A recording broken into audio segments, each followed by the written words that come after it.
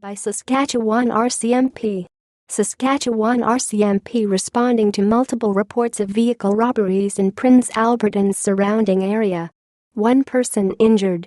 3 or 4 armed suspects last seen around 9:30 a.m. driving a 2020 white Dodge Ram 1500 crew cab with green toolbox Sask plate RNF50 near the junction of highways 55 and 123.